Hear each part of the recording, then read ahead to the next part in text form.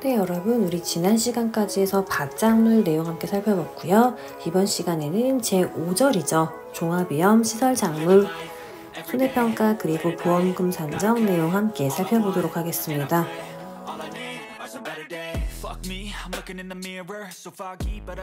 네, 여러분 교재 보시면 제5절 종합위험 시설작물의 손해평가 그리고 보험금은 어떻게 산정하냐 나와 있는데 대상이 어떻게 되냐 아래 나와 있죠. 대상은 원예 시설 그리고 시설 작물 그리고 버섯 재배사랑 버섯 작물 요 네 가지를 대상으로 한다. 이렇게 보시면 되고요. 자, 먼저 보험의 목적 보실게요. 어떤 게 보험의 목적이 되냐. 자, 원예 시설은 농업용 시설물 그리고 부대시설 그리고 세 번째로는 시설 재배 농작물 이렇게 세 가지가 지금 원예 시설에 해당한다. 이렇게 보시면 되는데요. 자, 먼저 첫 번째 농업용 시설물이죠. 한마디로 얘는 하우스다 이렇게 보시면 되는데요. 자, 단동하우스, 연동하우스, 유리온실의 구조체 그리고 구조체를 둘러싸고 있는 피복제까지가 우리는 지금 농업용 시설물에 해당한다 이렇게 보시면 돼요. 자, 단동하우스는 쉽게 생각하시면은 비닐하우스가 하나만 있는 게 단동하우스라고 보시면 되고요. 연동하우스는 이 하나의 비닐하우스가 여러 개가 연결되어 있는 거를 지금 우리는 연동하우스라고 하시면 됩니다. 자, 그리고 2번 보시면은 그러면은 부대시설에는 뭐가 들어가 있냐? 자, 부대시설은 쉽게 생각하시면은 보험의 목적에 같이 있는 부대시설이다 이렇게 보시면 되는데요. 예를 들면은 뭐 난방시설, 환기를 시키는 환기시설 이런 것들이 부대시설에 해당한다 이렇게 보시면 돼요.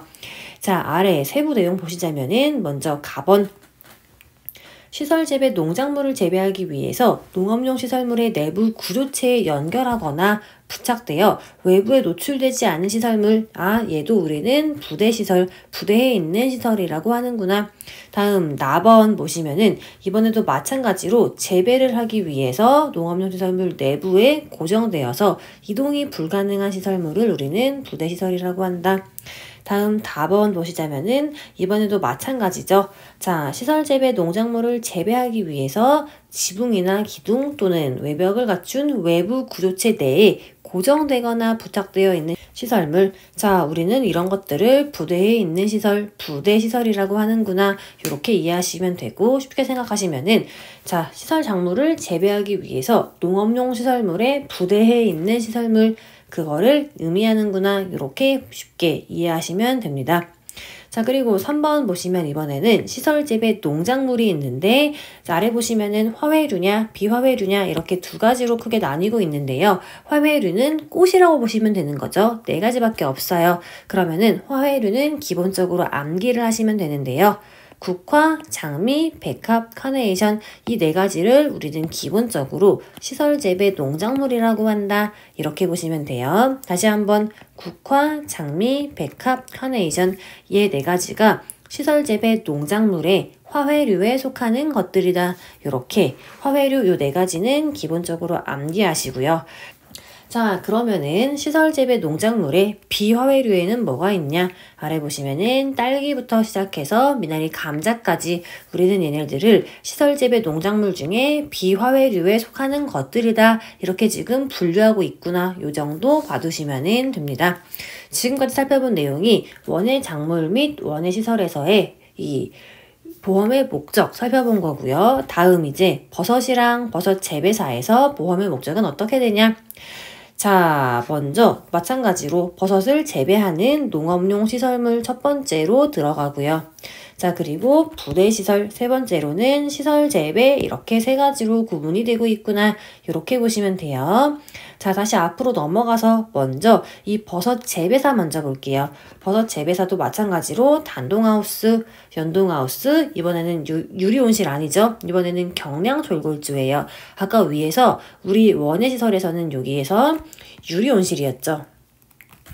근데 지금 버섯에서는 유리온실이 아니고 경량철골조다. 두 개 조금 다르구나 한 게 받으시고요. 어쨌거나 뭐 단동하우스, 연동하우스, 그리고 경량철골조 등 버섯 작물을 재배하기 위한 용도로 사용하는 구조체나 피복제 또는 벽으로 된 거를 우리는 버섯 재배사 농업용 시설물이라고 하는구나.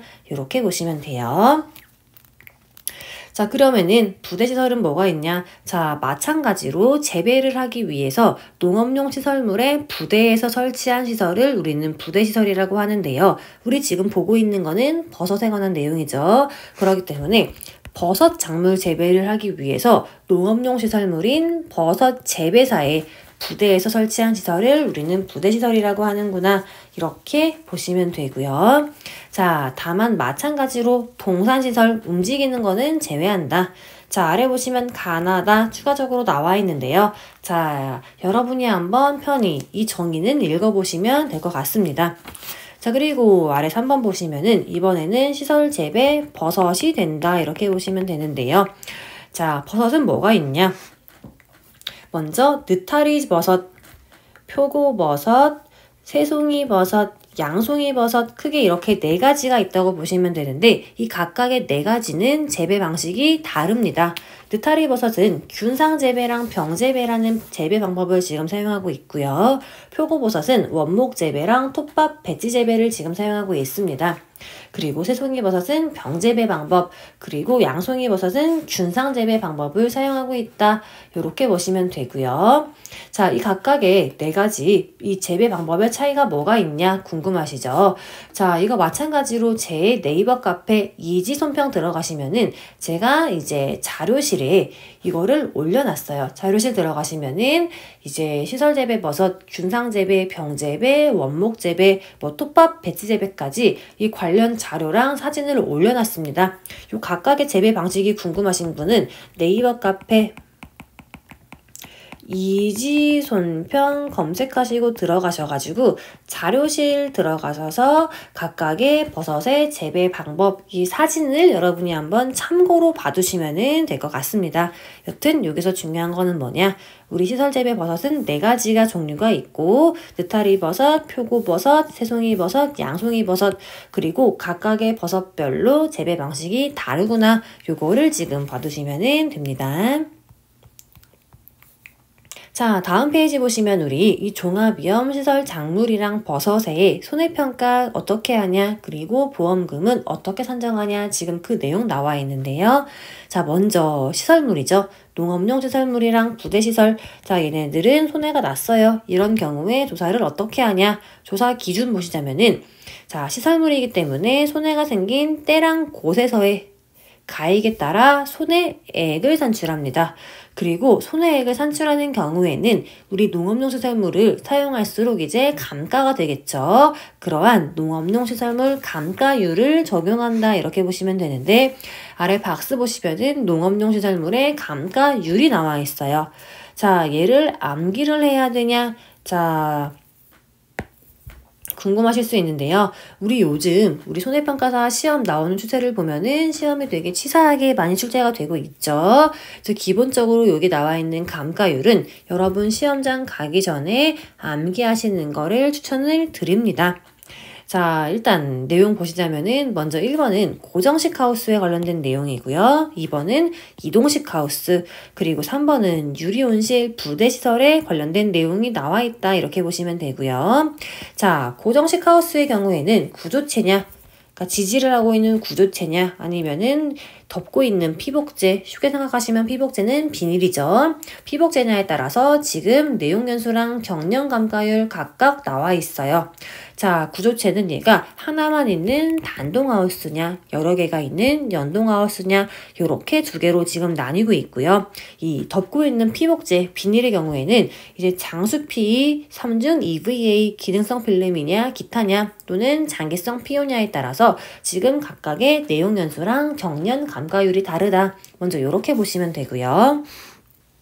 자, 먼저 내용 연수가 뭐냐? 자, 아주 쉽게 생각하시면은 이 내용 연수란 거는 뭐냐면은 우리 고정 자산의 효용이 지속되는 기간을 내용 연수라고 해요. 그러니까 요만큼은 지금 사용을 할 수 있구나. 요렇게 보시면 되고요. 이 내용 연수가 감가 생각하는데 기준이 되고 있구나. 이렇게 이해하시면 돼요.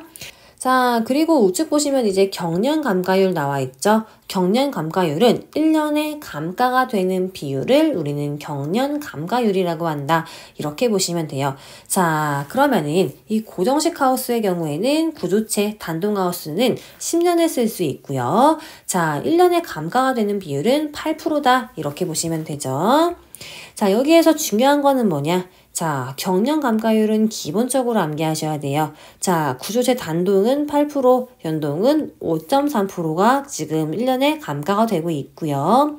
자, 그리고 피복제의 경우에는 기본적으로 40% 고정 감가가 되는데 장기성 P5의 경우에만 16% 감가가 된다. 이렇게 보시면 돼요. 되셨죠? 자, 다음 2번 보시면 이번에는 이동식 하우스 나와 있어요. 이동식 하우스는 기본적으로 고정 감가를 사용하고 있다. 이렇게 보시면 되고요. 자, 구조체냐 피복제냐에 따라서 지금 감가되는 비율이 다릅니다.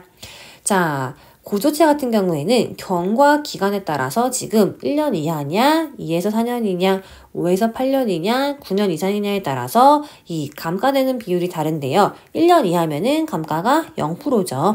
자, 경과기간이 1년 이하면은 감가가 0%고요. 경과기간이 2에서 4년이에요. 이러면은 30% 감가를 할 거야. 그리고 5에서 8년이 경과했네. 그러면은 우리는 50% 감가를 할 거고요. 9년 이상이 되었어요. 이러한 경우에는 70% 감가를 진행할 거야. 이렇게 받으시면 돼요. 자, 그리고 이동식 하우스 피복제 같은 경우에는 고정된 감가율을 사용합니다. 자, 감가율 얼마냐? 40%라고 나와 있죠? 여기 잘 받으시면 되고요. 자, 그리고 유리온실 부대시설은 지금 우리 감가율이 어떻게 되냐? 자, 마찬가지로 각각의 내용 연수에 따라서 경련 감가율이 다르다. 이렇게 보시면 되고요. 마찬가지로 이 수치도 여러분 암기하시면 됩니다. 자, 아래 당구장 표시 보자면은 두 번째 거 볼게요. 자, 여기에서의 경련 감가율, 아까 우리 경련 감가율은 1년에 감가가 되는 비율이라고 했죠. 경련 감가율은 매년 감가가 되는 비율인데, 자, 여기서 경련 감가율은 월 단위로 적용한다. 자, 이렇게 보시면 되고요. 그리고 고정식 하우스의 피복제, 그리고 이동식 하우스의 구조체 피복제는 고정 감가를 적용한다. 아까 위에서 본 내용이죠. 자, 여기까지 지금 봐두시면 될 것 같습니다. 자, 그리고 다음 페이지 보시면 이제 2번 나와 있어요. 지금 우리 조사 기준의 2번 내용이죠. 우리 아까 먼저 본 1번 내용은 이제 손해가 생긴 때랑 곳에서의 가액에 따라서 손해액을 산출한다. 그리고 감가율을 적용한다. 이 내용이었고요. 자, 2번 보시면은 이번에는 제조달가액 보장 특약에 따라 가입한 경우에는 어떻게 되냐? 자, 제조달가액 보장 특별약관에 가입한 경우에는 자, 제조달가액 기준으로 계산한 손해액을 산출을 합니다. 그리고 보험의 목적이 손해를 입은 장소에서 실제로 수리되지 않았어요. 복구되지 않았어요. 이러한 경우에는 시가로 보상한다. 아, 이런 내용이구나. 여러분 읽어보시면 알 것 같고요. 자, 그리고 우리 이러한 이 농업용 시설물이랑 부대시설은 평가를 어떻게 하냐. 자, 시설 한 동을 기준으로 지금 목적물별로 평가를 하고 있습니다. 자, 그러면은 사고가 발생했어요. 그러면은 조사 어떻게 하냐? 자, 먼저 계약을 어떻게 했냐? 우리 계약자가 계약한 내용을 확인하는 게 가장 기본이 되겠죠. 계약 원장이나 현지 조사표를 확인해요. 그래서 사고의 목적물이 어디에 소재하고 있냐? 그리고 보험 시기는 언제냐? 이런 거를 확인을 하고요. 그리고 계약 원장상의 하우스의 규격은 어떻게 되냐? 자, 요런 내용이 지금 계약사항을 확인하는 거에 들어간다. 이렇게 보시면 되고, 계약사항을 확인했어요. 그러면은 사고가 입은 현장에 실제로 방문을 해야겠죠. 자, 계약에 가입한 목적물과 실제 목적물이 일치하냐 확인하고요. 계약자랑 대화를 해요. 그래서 사고가 왜 났냐, 언제 났냐 이런 거를 확인을 하고요. 그리고 보상하는 재해로 피해가 난 게 맞냐 그거를 확인하는 게 이 두 번째 사고 현장 방문에 들어있는 내용입니다. 자, 보상하는 재해로 피해가 발생한 게 맞아요. 그러면 우리는 손해액이 얼마인지 산정하는 손해평가를 해야겠죠. 자, 3번 보시면은 손해평가에 그 내용이 나와 있는데요. 먼저 피복제의 경우에는 손해를 어떻게 평가하냐? 피복제는 아까 제가 비닐하우스를 생각하시면은 비닐하우스를 둘러싸고 있는 비닐이 피복제다. 이렇게 설명을 드렸죠. 자, 어떻게 하냐? 자, 전체 교체가 필요하다고 판단이 됐어요. 그래서 실제로 전체 교체를 했네. 이런 경우에는 전체 피해다. 자, 전체 피해가 발생했어요. 하지만 계약자가 부분만 교체했어요. 이러면은 당연히 교체한 부분만 피해를 입었다. 이렇게 하는 거고요. 자, 전체 교체가 필요하지 않아. 얘는 부분만 피해가 발생한 것 같아. 이러한 경우에는 피해가 발생한 부분만 피해로 인정한다. 당연한 얘기네. 이렇게 보시면 돼요. 지금 보신 내용은 피복제에 관련된 내용이고요. 자, 그리고 구조체나 부대시설에 피해가 발생했어요. 이러한 경우에는 어떻게 하냐? 자, 교체가 필요한 경우에는 교체 수량이나 비용을 지금 산정을 해야겠고요. 자, 교체가 필요하지 않고 보수나 수리로 되는 부분이에요. 그러면은 보수해야 될 면적이나 수리해야 될 면적이랑 비용을 산정을 한다. 자, 이렇게 보시면 되고, 자, 조사를 했는데 보수가 어려워요. 또는 수리하는 비용이 새 것으로 교체하는 비용보다 클 수 있겠죠. 이러한 경우에는 재조달 비용을 산정을 해주면 됩니다. 자, 아래 그림 2-29번 보시면은 시설하우스 손해조사 방법 나와 있죠. 자, 먼저 손해액을 조사를 한다. 자, 피복제는 피복제의 피해 면적을 조사하고, 자, 구조체의 경우에는 재사용할 수 있냐, 없냐에 따라서 지금 이렇게 한다. 자, 그리고 부대시설 같은 경우는 어떻게 하냐? 자, 부대시설은 보상 가능한 목적물 중에서 피해 목적물에 대한 피해 정도를 조사합니다. 그 다음에 수리량 보수 비용을 확인하면 된다. 자, 이렇게 보시면 되고 우측 보시면은 관련 사진 나와 있어요. 지금 우리는 이러한 시설물의 피해가 어떻게 발생하고 있냐. 자, 사진이 여기 나와 있죠. 첫 번째 케이스는 지금 침수가 발생했어요. 그래서 여기 매몰된 하우스의 모습이고요. 두 번째는 강풍이 왔대요. 그래서 여기가 찢겨져 나갔네요. 강풍 피해를 입은 하우스의 모습. 자, 그리고 세 번째는 화재가 발생했어요. 다 타버렸네요. 화재가 발생한 하우스의 모습. 지금 우리는 이러한 케이스를 우리 이 시설물에 피해가 발생했구나. 이렇게 얘기하는구나. 봐두시면 될 것 같습니다. 자, 그리고 마지막 답안 보시면 이제 인건비 나와 있죠. 자, 인건비의 손해평가는 어떻게 하냐. 자, 실제로 투입된 인력, 시방서, 견적서, 영수증 등등 자, 이런 것들을 통해서 피복제나 구조체를 새롭게 시공하는데 소모된 인건비 등을 감안해서 선정한다. 이렇게 보시면 될 것 같습니다. 자, 우리 지금까지 보신 내용이 뭐예요? 지금까지 본 내용이 바로 시설물에 피해가 났을 경우에 어떻게 손해를 조사하냐. 지금 그 내용을 함께 살펴본 거고요. 자, 다음 2번 보시면은 이번에는 작물에 피해가 발생한 케이스예요. 자, 원예시설 작물이랑 시설재배 버섯에 피해가 발생했어요. 이러한 경우에 어떻게 손해를 조사하냐? 자, 조사 기준은 한 번의 사고마다 1사고마다 생산비 보장 보험금을 보험 가입 금액 한도 내에서 보상을 하고 있습니다. 보험 가입 금액을 초과하면 안 된다는 거죠. 자, 그리고 목적물 단위로 평가하고 있고요. 동일 작기에서 2회 이상 사고가 났어요. 그러한 경우에는 동일 작기 작물의 이전 사고의 피해를 감안해서 지금 산정을 한다. 이렇게 봐주시면 되고요. 자, 이러한 방법으로 지금 조사를 진행하고 있습니다. 조사 기준은 이렇게 되고 있고요. 조사는 어떻게 하냐? 큰 틀을 보셔야겠죠. 자, 우리 아까 앞에서 살펴본 시설물이랑 동일해요. 먼저 계약자가 보험에 가입한 계약 사항을 확인하는 게 가장 기본이 되는 거고요. 계약 사항을 확인했어요. 그러면은 실제로 사고가 발생한 그 현장에 방문을 해야겠죠. 자, 그래서 사고가 왜 났냐, 사고가 언제 났냐 확인해야 되고요. 자, 그리고 보상하는 재해로 피해가 발생한 게 맞냐, 그 여부를 확인을 해야 됩니다. 자, 그 다음에 이제 우리는 재배 일정을 확인을 해야 되는데요. 정식은 언제 있냐, 파종은 언제 있냐, 종균 접종일은 언제냐, 수확 개시는 언제고 수확 종료일은 언제냐. 자, 이런 게 바로 재배 일정을 확인하는 종류가 되는 거겠죠. 자, 어떻게 해요? 물어보는 거죠. 문답 조사를 통해서 지금 재배 일정을 이렇게 확인하고요. 자, 만약에 필요한 경우에는 재배 일정 관련 증빙 서류를 제시하세요 해서 확인을 할 수 있습니다. 자, 재배 일정 확인했어요. 그러면은 사고가 언제 났냐? 사고 일자를 확인해야 되는데요. 자, 수확기 이전 사고냐? 수확기 중 사고냐? 이렇게 나뉩니다. 자, 수확기 이전이에요. 이러한 경우에는 연속적인 자연재해, 자, 폭염이나 냉해 등으로 사고 일자를 특정할 수 없을 경우 있죠. 자, 폭염이 왔어요. 냉해가 왔어요. 이러한 경우에는 우리가 사고가 언제 발생했어요. 이렇게 날짜를 딱 정하는 게 어렵죠. 자, 이러한 케이스에는 어떻게 지금 하냐. 자, 기상특보가 발령한 일자를 사고 일자로 추정합니다. 되셨죠? 자, 그리고 수확기 중에 사고가 발생할 수 있죠. 근데 마찬가지로 연속적인 자연재해, 폭염이나 냉해로 피해가 발생했으면은 사고 일자가 언제다 이렇게 특정할 수 없습니다.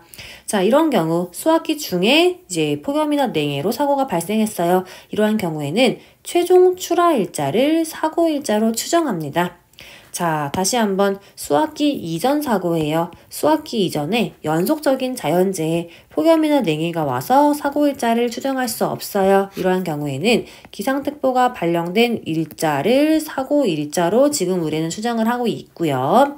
수확기 중에 사고가 발생했어요. 마찬가지로 연속적인 자연재해인 폭염이나 냉해가 와서 사고 일자를 우리가 정할 수 없습니다. 수확기 중에 이러한 자연재해가 발생했을 경우에는 최종 출하 일자를 우리는 사고 일자로 추정을 해서 사용하고 있구나. 이렇게 봐두시면 돼요. 자, 그리고 여기까지 조사를 진행했어요. 그러면은 손해를 조사해야 되는데요. 먼저 경과 비율을 산출해야 돼요. 사고 현장을 방문했을 때 확인한 정식 일자, 수확 개시 일자, 수확 종료 일자, 사고 일자, 제가 아까 앞에서 확인한다고 했죠. 자, 이런 거를 토대로 우리는 각각의 작물별로 얼마나 경과했냐, 그 경과 비율을 산출을 해야 되고요. 자, 그리고 해당 작물의 재배는 얼마나 했냐, 그리고 피해는 얼마나 입었냐, 그거를 확인하는 게 재배 비율, 피해 비율을 확인하는 게 된다. 이렇게 보시면 되고요. 자, 그리고 손해 정도는 어떻게 되냐? 손해 정도 비율을 확인을 해야 되는데요. 보험 목적물의 뿌리랑 줄기, 잎, 과실 등에 발생한 부분의 손해 정도 비율을 산정합니다. 자, 뭐예요? 뿌리, 줄기, 잎, 과실 등을 보고 우리는 손해 정도 비율을 산출하고 있구나. 이렇게 받으시면 돼요.